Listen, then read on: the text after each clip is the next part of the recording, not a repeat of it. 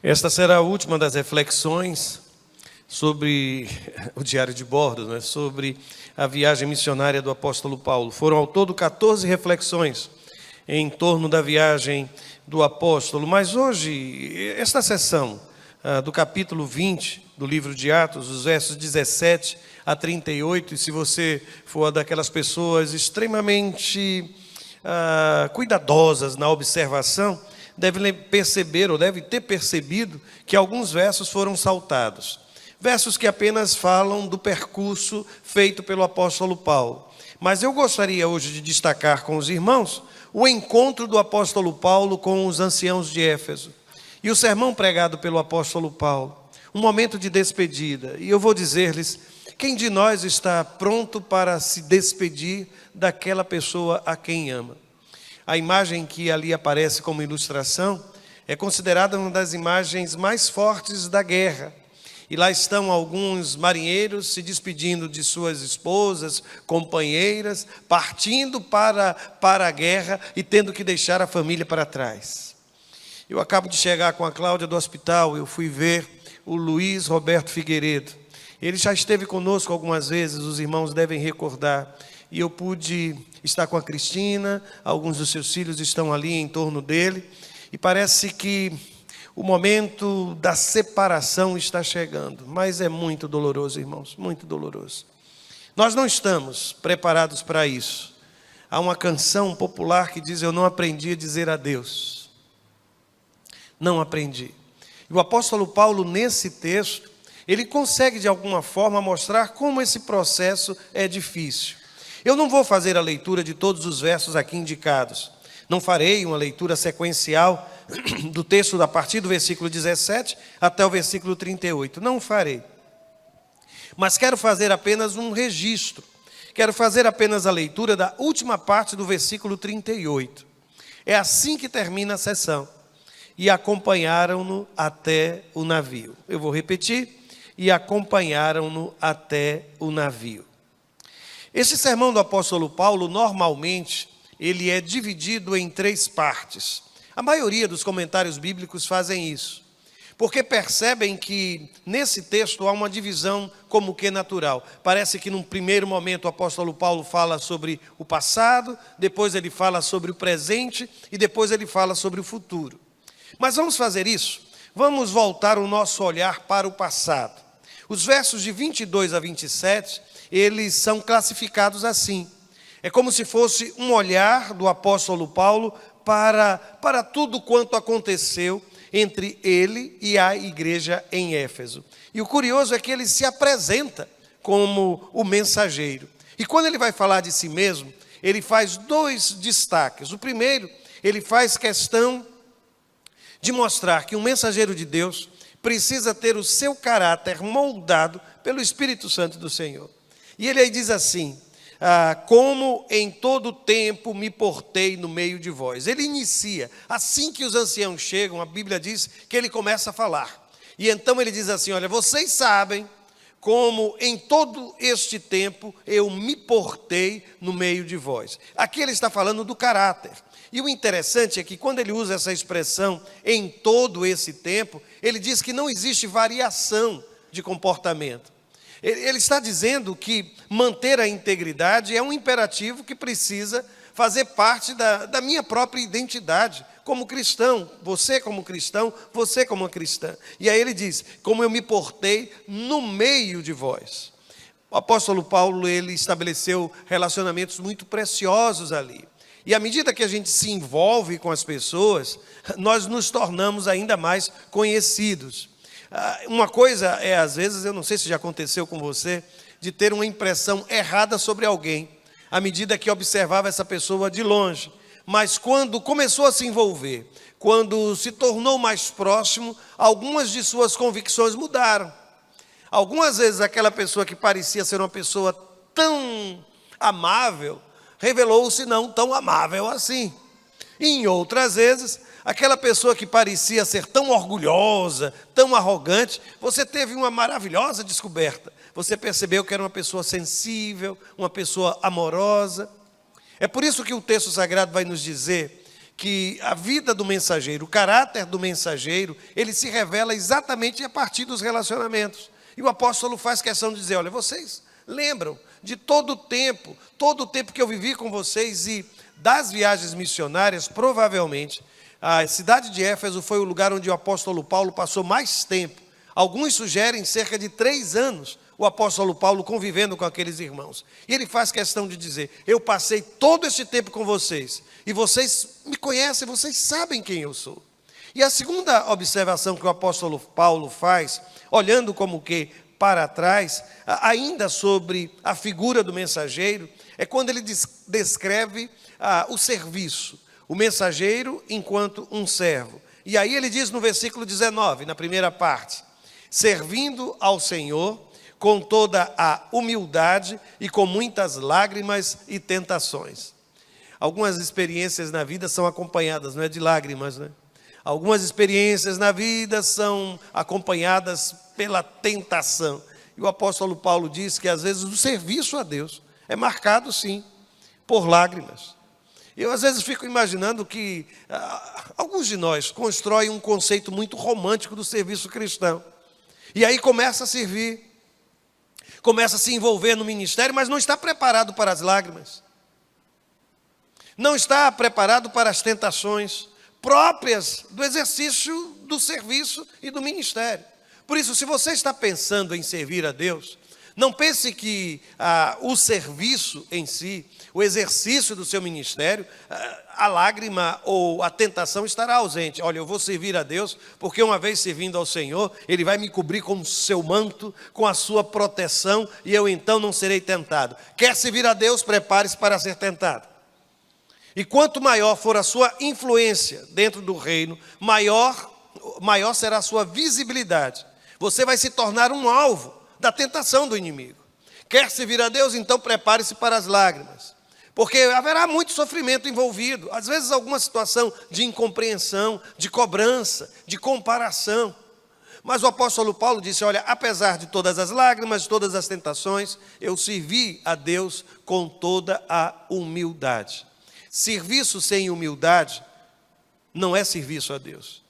Quando a arrogância ou orgulho invade o espaço do serviço dentro de uma comunidade cristã, você pode estar servindo a você mesmo, você pode estar servindo à instituição, mas nunca estará servindo ao Senhor. Porque o serviço ao Senhor envolve o espírito da humildade. Mas ele não fala somente do mensageiro, ele também fala da mensagem. Ele vai dizer, olha, a mensagem que eu preguei tinha uma característica muito forte, que era a característica da fidelidade. E aí no versículo 20, a primeira parte, ele vai dizer, nada que útil seja, eu deixei de vos anunciar. Eu achei interessante, porque esta não é a única vez que o apóstolo Paulo faz referência a isto. Se você estiver com a Bíblia aberta, veja os versos 26 e 27.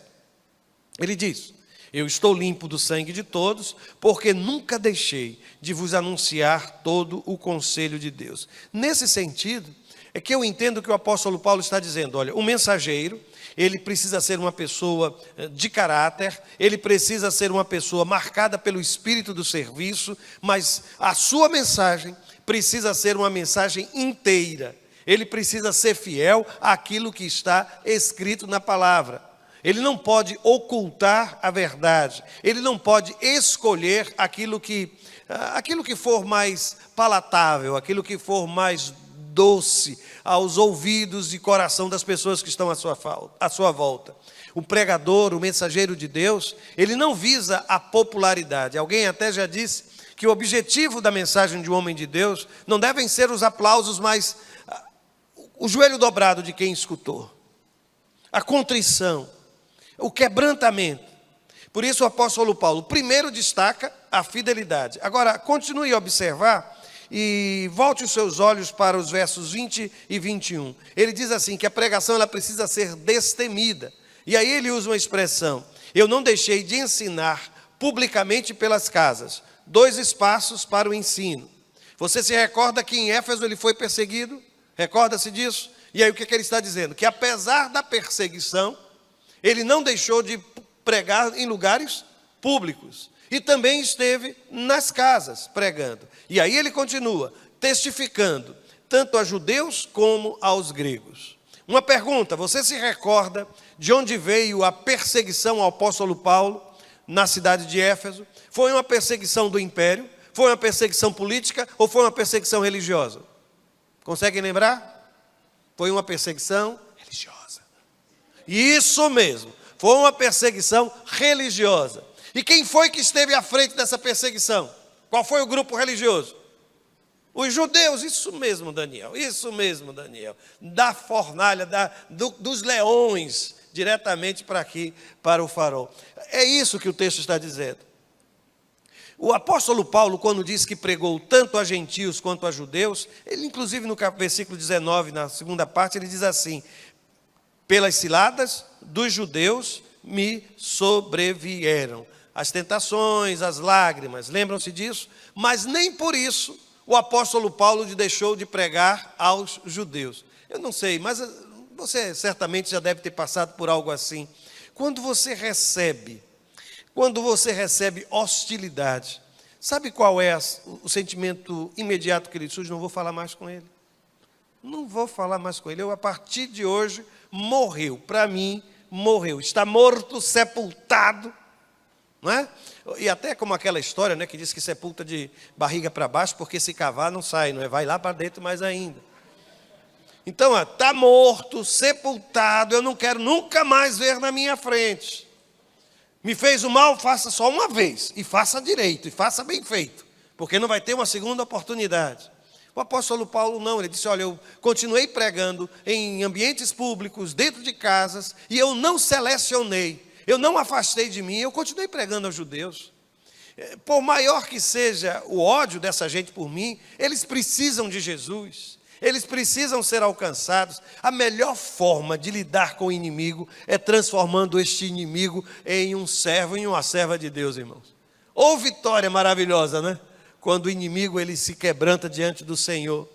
O apóstolo Paulo não perdeu isso de vista, mas depois ele fala do conteúdo de sua pregação.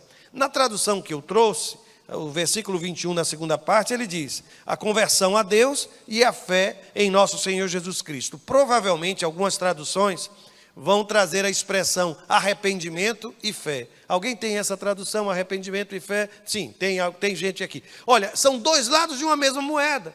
Conversão, aqui, arrependimento. Você sabe que arrependimento é conversão? No sentido assim, de mudar a rota. Você vem e você faz uma conversão, por favor, não é de 360 não, viu gente? Porque se for de 360, continua na mesma direção. 180, você vai nesta direção e então dá meia volta. Isso é conversão, isso é arrependimento. Tem gente que confunde arrependimento com lágrima. Ele está chorando tanto, está tão arrependido. Às vezes não. Já ouviu aquela história de lágrimas de crocodilo? Eu já disse aqui uma vez por que crocodilo chora, não é, irmãos? Lembram-se disso? Porque a pressão que ele faz, enquanto tritura, devora a presa, comprime as glândulas lacrimais, ele começa a chorar. É por isso que lágrimas de crocodilo está destruindo e chorando, irmãos.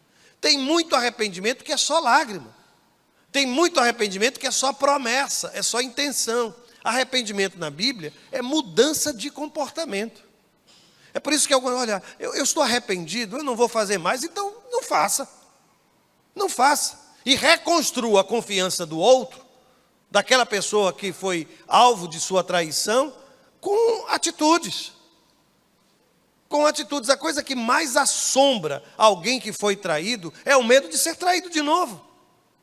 E eu tenho encontrado pessoas que erraram, que começam a cobrar: pastor, não aguento mais não suporto mais isso, fala daquilo de novo, traz isso. E você vai ter que suportar isso por algum tempo, viu? Vai ter. Quer reconstruir? Vai pagar um preço por isso. Vai pagar um preço por isso. E o tempo que for necessário para a reconstrução da confiança, porque confiança é uma porcelana tão fina, irmãos, tão delicada, que na hora de ser reconstruída, só Deus fazendo um novo homem e uma nova mulher. E isso eu tenho visto, viu gente? Deus consegue fazer de situações complicadíssimas um momento completamente novo na vida de um casal, na vida de uma família. Eu creio, irmãos. Eu creio nisso, mas creio com toda a confiança da minha alma. Mas como eu disse, não foi somente um olhar sobre o passado. No meio do sermão, você vai encontrar dos versos, eu não sei se são de 22 a 27, eu acho que talvez eu tenha escolhido o trecho errado. Deve ser de 28, espero ter colocado, sim, não é de 27 a 38, vou tentar descobrir aqui. Alguém depois começa, então deixa eu dizer o seguinte, eu acho que eu coloquei a referência errada, mas começa no versículo de número 22, deixa-me ver, isso. No segundo momento, o apóstolo Paulo está olhando para o presente, e ele vai dizer assim, ele vai começar trabalhando com as incertezas. No versículo 22, na segunda parte, deixa eu abrir a minha Bíblia, que eu até deixei ela aqui marcadinha, porque o digitador hoje, eu acho que ele deve ter cometido alguns enganos. Mas, versículo 22. Então vamos fazer o seguinte, o apóstolo Paulo começa, a primeira parte do sermão vai de 18 até 21, e a segunda parte vai agora de 22 até o versículo de número 28, ou 27, e a última parte de 28 em diante, ok? Assim, podem depois conferir na sua própria Bíblia. Mas quando ele olha para aquilo que é o presente, a primeira coisa que ele observa são as incertezas. E aí ele diz assim, eu vou para Jerusalém, não sabendo o que lá me há de acontecer. O apóstolo Paulo está seguindo em direção a Jerusalém, ele inclusive tem pressa, ele quer participar da festa, mas ele não sabe o que é que vai acontecer. Ele sabe que estará vivendo um momento delicado. Ele não tem certezas. Na verdade, o texto sagrado está dizendo, eu não sei. Só que, curiosamente, no texto sagrado, o apóstolo Paulo fala das incertezas, mas também fala das certezas. Veja o versículo de número 23. Ele tinha certeza, me esperam prisões e tribulações. Depois, no versículo 25, ele tem uma certeza. Qual é a certeza do versículo 25? Não vereis mais o meu rosto. Eu não sei o que vai acontecer, mas eu tenho uma certeza. Eu não vou ver nunca mais vocês. Segundo, eu sei que me esperam prisões e tribulações, mas nem por isso ele desistiu de ir até a cidade de Jerusalém. A vida é marcada assim, sabe, gente, por muitas incertezas, e algumas vezes certezas tão difíceis quanto esta. Tão difíceis, tão difíceis. Aí você vai me perguntar, mas pastor, o que a gente faz entre estas certezas e incertezas? Como viver de forma saudável? Eu entendo que o apóstolo Paulo nos aponta um caminho aqui.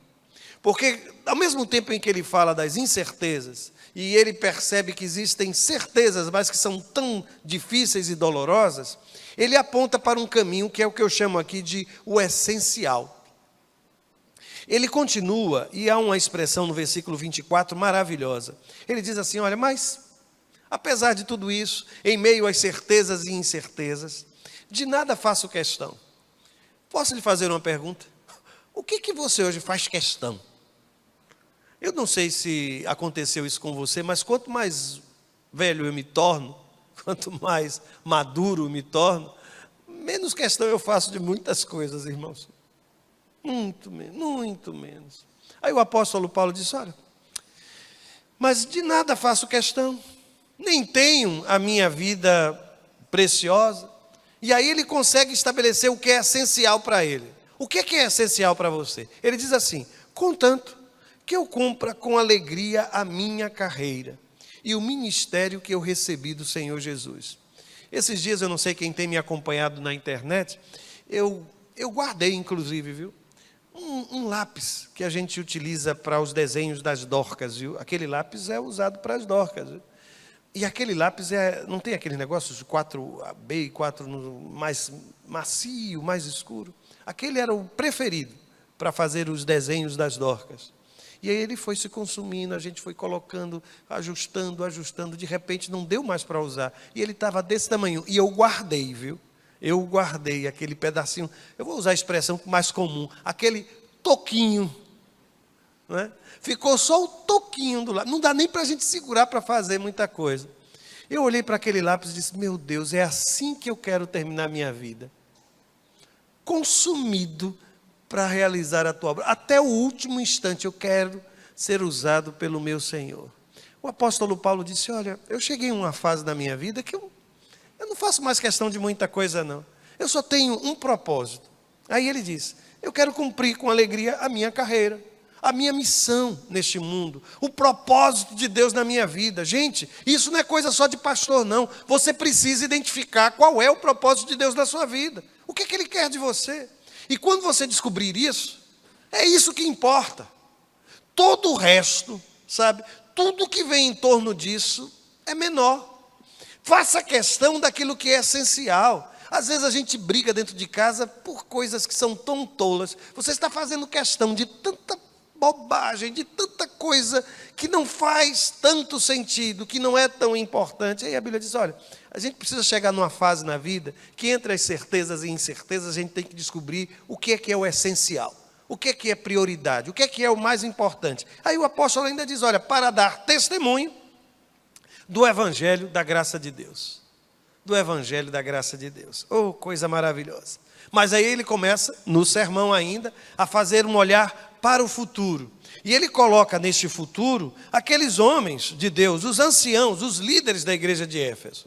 E aqui me permitam fazer o seguinte, o sermão está aí, você vai ler o sermão, mas eu queria identificar no texto algumas lições que para mim são muito preciosas. E a primeira delas é que o amor ao próximo não pode ser usado como justificativa do autoabandono.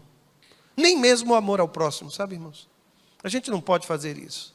Pastor, por que o irmão está dizendo isso? Porque no sermão, o apóstolo Paulo olha para aquela liderança da igreja de Éfeso, e aí ele diz assim, olhai, pois, por vós e por todo o rebanho.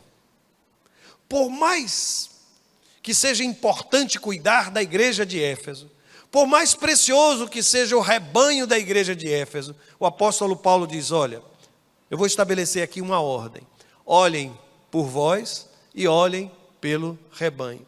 Você já percebeu que muitos pastores, muitos líderes, muitos empresários, muitos profissionais, às vezes se perdem com isso? Focam tanto naquilo que é o rebanho, e aí nesse caso eu estou me colocando como pastor, que se esquece de si mesmo, de olhar por si. Se preocupa tanto com a comunidade que acaba se auto-abandonando. Fala tanto sobre as necessidades espirituais do povo e esquece de cultivá-las, as práticas espirituais. Ensina o povo de Deus a orar, mas não ora. Ensina ao povo de Deus a testemunhar, mas não testemunha. Fala ao povo de Deus sobre o amor em família, mas é uma pessoa extremamente difícil dentro de sua própria casa. Aí o texto está dizendo, olha, não se perca nesse processo e não use a sua religiosidade, a sua espiritualidade, o seu ministério como uma cortina de fumaça para aquilo que você precisa desenvolver em sua própria vida. Por isso, seja um excelente profissional. Já que hoje é o dia do médico, e temos aqui alguns médicos, né? Quantos médicos estão aqui? Levanta a mão aqui, só para eu ver. Estou vendo um banco ali cheio de médicos. Quem tiver com problema, fica ali pertinho, viu? Então, tem 3 ali num banco só. Pronto. Sabe essa coisa, médico, cuida de ti mesmo, não é assim? Pastor, cuida de ti mesmo. Olha, você precisa ser um excelente profissional. Juiz, delegado, polícia, professor, mas olhe pelo rebanho, mas olhe por você mesmo. Olhe por você mesmo. A segunda observação que faço, à luz dessa última parte do sermão, é como se Paulo estivesse dizendo assim, olha, não se engane, as dificuldades costumam vir de fora e de dentro. Posso fazer uma pergunta a você? Quais são as mais difíceis da gente enfrentar? As que vêm de fora para dentro ou as que nascem dentro? Dentro ali. Quais são as mais difíceis? Você percebeu que o diabo durante muito tempo perseguiu a igreja de fora para dentro? Uma pressão sobre o povo de Deus. Mas parece que com o passar da história, ele está começando a mudar a estratégia, né? Ele começa a perseguir a igreja de dentro para fora. E o apóstolo Paulo sinalizou isso para os anciãos de Éfeso. Veja se ele não disse exatamente isso. Eu estou fazendo agora referência ao versículo 29, quando ele diz assim: entrarão no meio de vós, vejam só, entrarão, estão do lado de fora, mas vão entrar. Aí ele diz: lobos cruéis que não pouparão o rebanho. Só que ele continua dizendo: e que de entre vós mesmos, e aí vem de dentro, se levantarão homens que falarão coisas perversas para atraírem os discípulos após si. Então, o que é que ele está dizendo à igreja em Éfeso? Se preparem, porque vocês vão enfrentar dificuldades que virão de fora para dentro, e vocês também vão enfrentar dificuldades que nascerão dentro da própria comunidade. Os irmãos já imaginaram isso? Será que a igreja é assim também? Será que nos nossos dias a igreja é assim também? Existem problemas que vêm de fora para dentro, existem alguns outros que nascem dentro mesmo da igreja. Aí eu volto a lhe perguntar: qual lhe parece o problema mais difícil de enfrentar? Aquele que vem de fora ou aquele que nasce dentro? Dentro de um casamento, qual é a dificuldade maior? Lidar com problemas que ameaçam o casamento de fora ou com aqueles problemas que nascem dentro? Com seus filhos, quais são as dificuldades maiores? É a influência que vem de fora ou é quando eles começam a...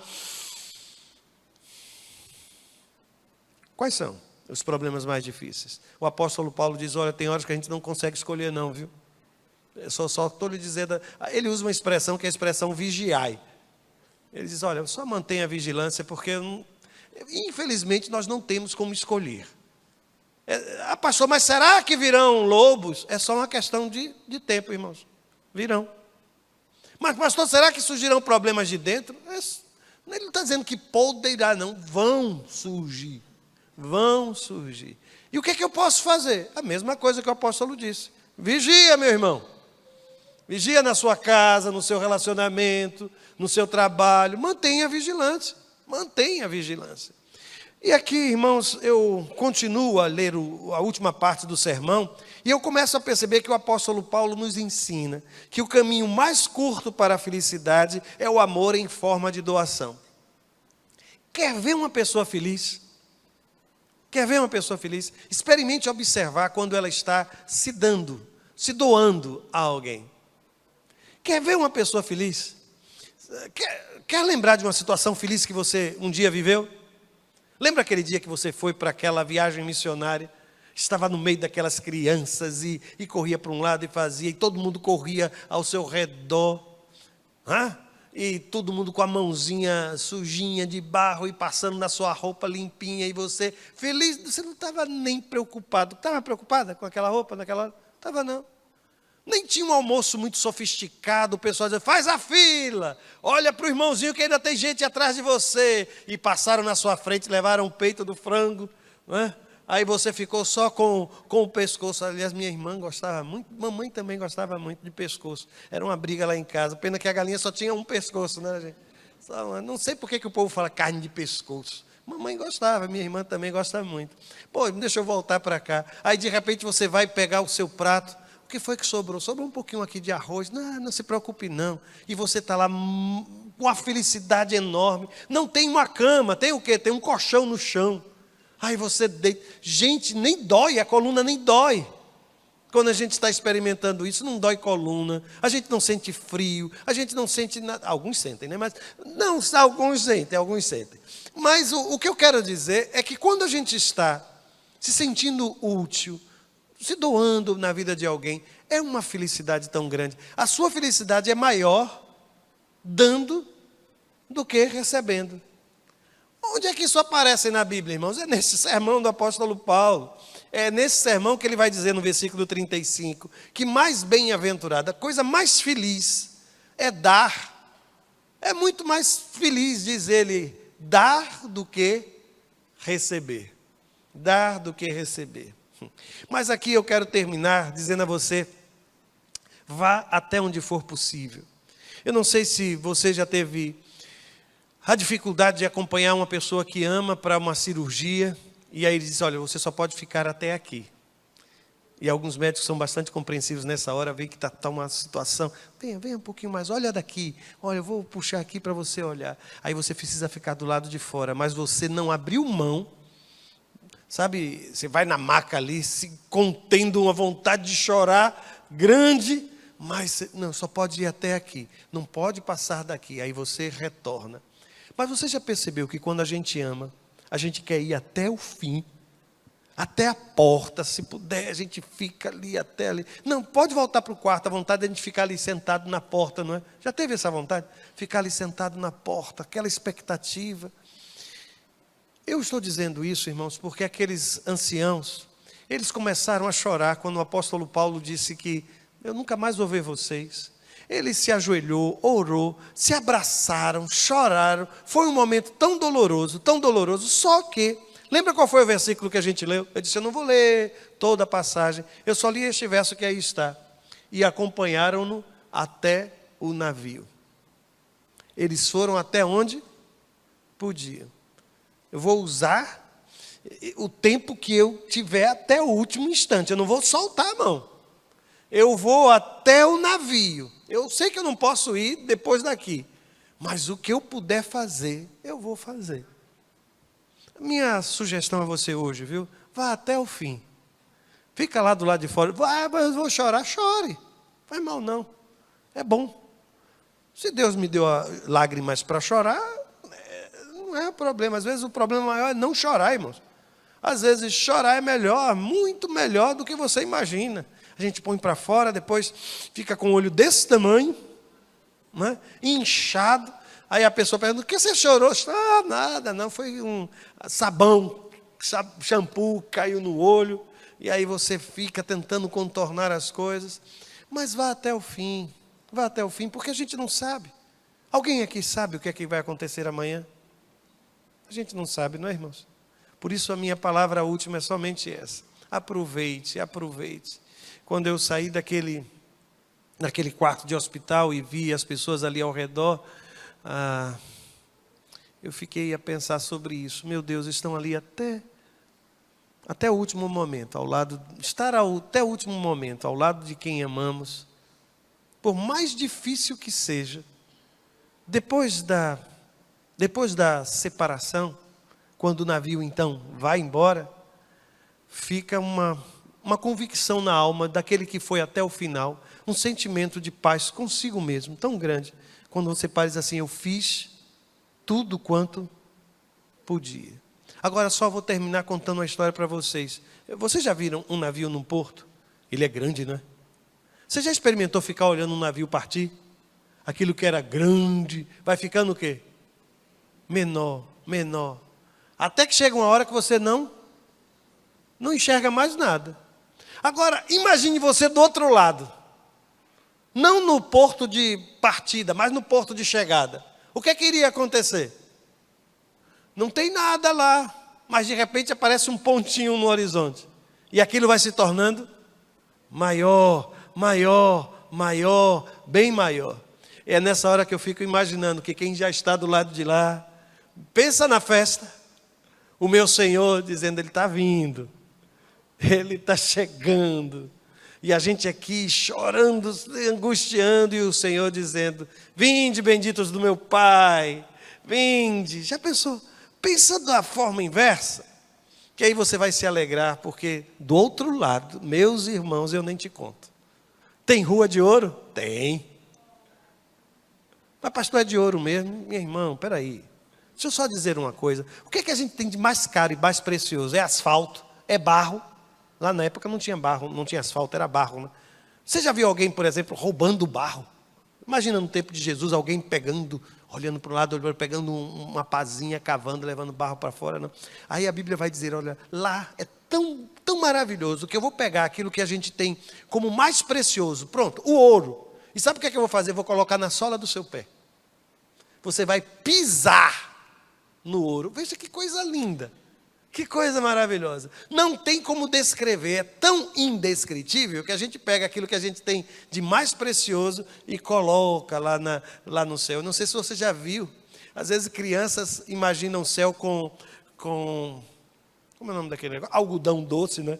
as nuvens são de algodão doce. Para eles aquilo... Pensa numa criança. Para que a criança quer ouro, gente? A criança vê um negócio daquele, não, eu quero um algodão doce. Experimente fazer isso. Pega, se bem que tem crianças hoje que eu nem sei. Por isso eu queria só lhe dizer, vá até o final, vá até o navio, e se um dia você for o passageiro, lembra que do outro lado tem um Deus que preparou tudo para que onde quer que Ele esteja, esteja você também. Eu fico muito preocupado quando a gente canta canções, por exemplo, assim, eu avisto uma terra. Quando é que a gente canta essas músicas, irmão? Me diga, não tenha vergonha não.